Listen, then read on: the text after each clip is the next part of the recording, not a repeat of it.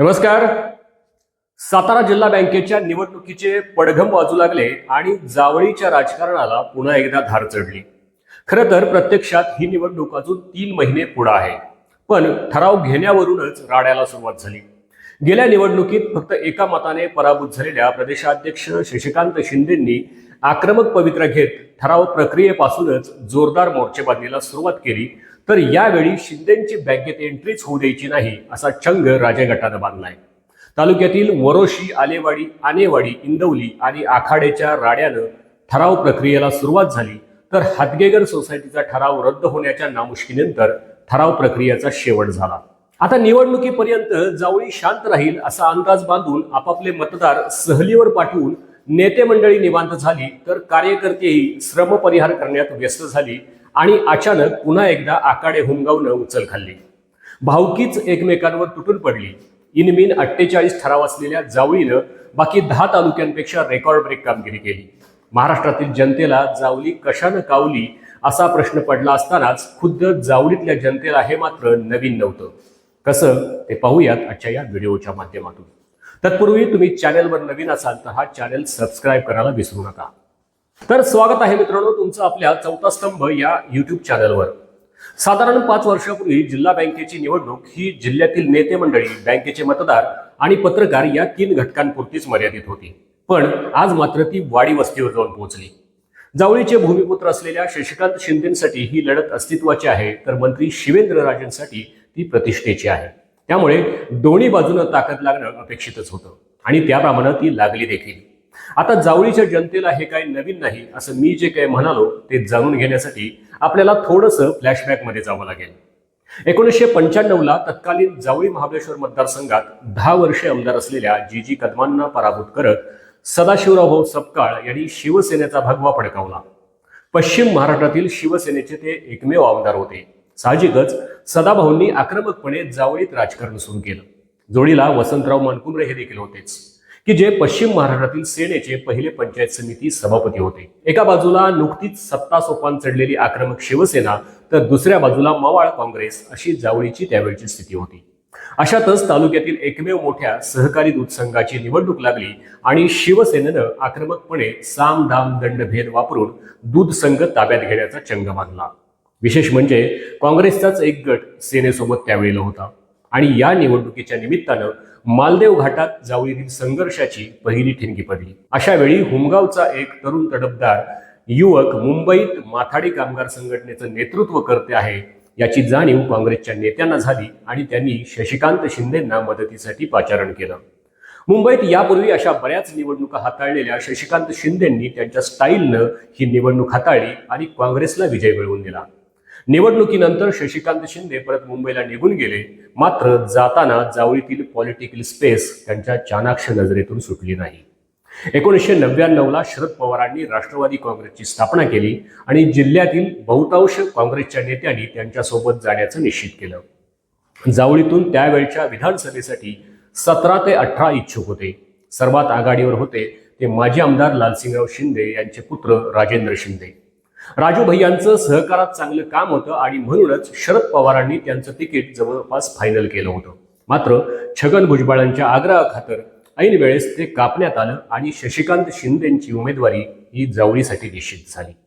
सदाभाऊंचा पराभव करत शशिकांत शिंदे आमदार तर झाले, मात्र त्यानंतर झालेल्या जिल्हा परिषद व पंचायत समितीत त्यांना सत्ता काही मिळवता आली नाही. पर्यायानं पंचायत समितीची सत्ता ही शिवसेनेच्याच ताब्यात राहिली.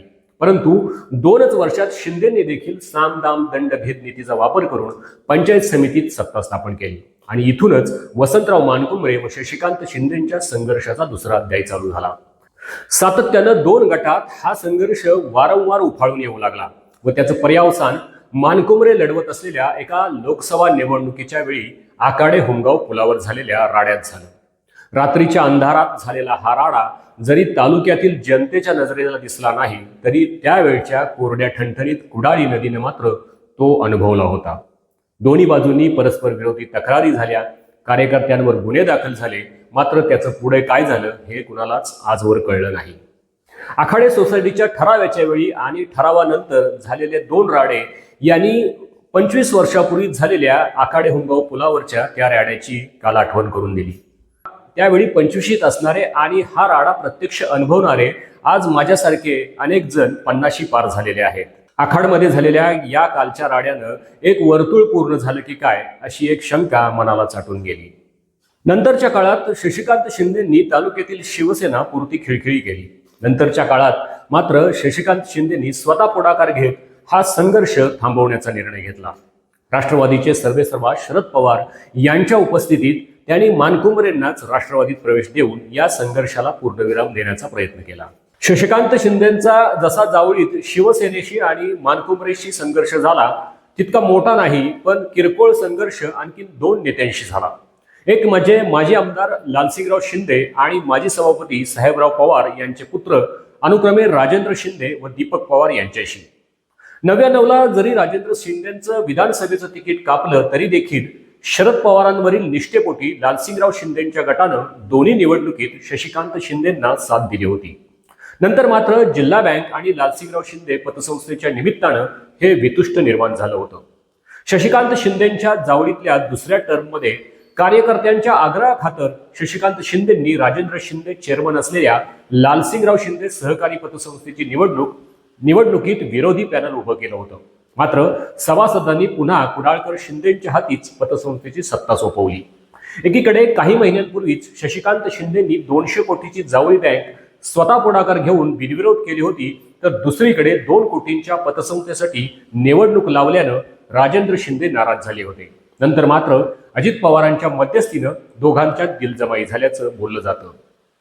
कुडाळकर आणि हुंगावकर शिंदेंच्यातील हा संघर्ष कधीही हिंसक नव्हता, तर तो वैचारिक होता. काँग्रेस नेते दीपक पवारांशी झालेला संघर्षही मर्यादित स्वरूपाचा होता.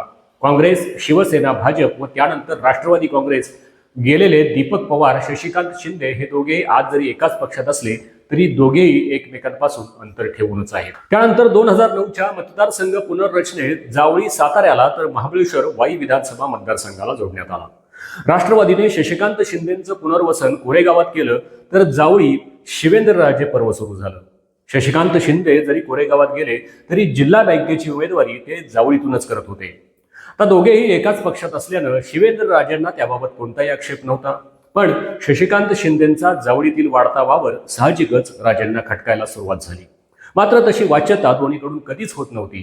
दोघात उघड नसला तरी सुप्त असा संघर्ष निश्चितपणे होता. 2009 ते 2019 ही 10 वर्ष जावळीकरांसाठी विना संघर्षाची गेली. या 10 वर्षात मानकुमरेंनी जावळीत पुन्हा आपलं बस्तान बसवलं. जिल्हा परिषदेत उपाध्यक्ष देखील झाले. मात्र 2019ला पक्षांतर्गत मतभेदामुळे शिवेंद्रराजेंनी भाजपात प्रवेश केला आणि जावळीच्या राजकारणाला पुन्हा एकदा कलाटणी मिळाली. खरं तर शिवेंद्रराजेंना भाजपमध्ये घेण्यापाठीमागं सातारा जिल्ह्यातील काँग्रेस राष्ट्रवादीचा बालेकिल्ला मोडून काढणं हा फडणवीसांचा स्पष्ट हेतू होता. त्यात ते यशस्वी देखील झाले. हे आपल्याला 2024ला झालेल्या लोकसभा आणि विधानसभा निवडणुकीत दिसून आलं. संपूर्ण 8ही मतदारसंघात महायुतीचे आमदार निवडून आले आणि यात शिवेंद्रराजेंचा वाटा मोठा होता. सर्वच स्थानिक स्वराज्य संस्थांवर भाजपनं पकड मिळवण्याचं ठरवल्यावर त्याला जिल्हा बँक देखील कशी अपवाद असणार. शशिकांत शिंदेंचा जावळीशी असलेला एकमेव कनेक्ट होता तो म्हणजे जिल्हा बँक, आणि हाच कनेक्ट ज्ञानदेव रांजणेंच्या पाठीमागं आपली ताकद लावून शिवेंद्रराजेंनी मागच्या पंचवार्षिक निवडणुकीत मोडून काढला. यात मानकुमरे भाऊंनी उघडपणे तर अनेकांनी पडद्यामागे राहून हातभार लावला. शिवेंद्रराजेंना आपली ताकद वाढवायची होती आणि त्यात ते यशस्वी झाले. पण जावळीत राजकीय वादाची ठिणगी पडली. आता जिल्हा बँक हे भाजपचं पुढचं टार्गेट असल्यानं शिवेंद्रराजे इथला दावा सोडणार नाहीत हे उघड सत्य आहे. शेवटी प्रत्येक जण आपापलं राजकारणातील स्थान बळकट करण्याचा प्रयत्न करणार. याला ना शशिकांत शिंदे अपवाद असणार ना शिवेंद्रराजे. गेल्या 30 वर्षातील जावळीच्या राजकारणाचा लेखाजोखा मांडायचा झाला तर सदाभाऊ सपकाळांचा शिवसेनेतून काँग्रेसमध्ये, काँग्रेसमधून पुन्हा शिवसेनेत आणि सेनेतून सध्या ते भाजपमध्ये आहेत. शिवेंद्रराजेंचा राष्ट्रवादीतून भाजपात, मानकुमरेंचा शिवसेनेतून राष्ट्रवादीत, तर त्यानंतर राष्ट्रवादीतून भाजप असा प्रवास झालाय. तर शशिकांत शिंदे आजही राष्ट्रवादी सोबतच आहेत. नेत्यांनी पक्ष बदलले, कार्यकर्त्यांनी नेते बदलले, पण जावळीचा संघर्ष काही बदलला नाही. आज तालुक्यात प्रतापगड कारखाना वगळता एकही मोठा उद्योग नाही. ज्या जावळी दूध संघावरून राजकारण पेटलं तो आज अस्तित्वात देखील नाही. महू हातगेगरचं पाणी आजही शांतच आहे. नाही म्हणायला ज्या कोरड्या ठणठणीत कुडाळी नदीने हा थरार पाहिला ती आता बारमाही वाहते हेही नसे थोडके. कारण जावळीला हा संघर्ष नवा नाही. तुम्हाला याबाबत नक्की काय वाटतं ते आम्हाला कमेंट करून जरूर कळवा.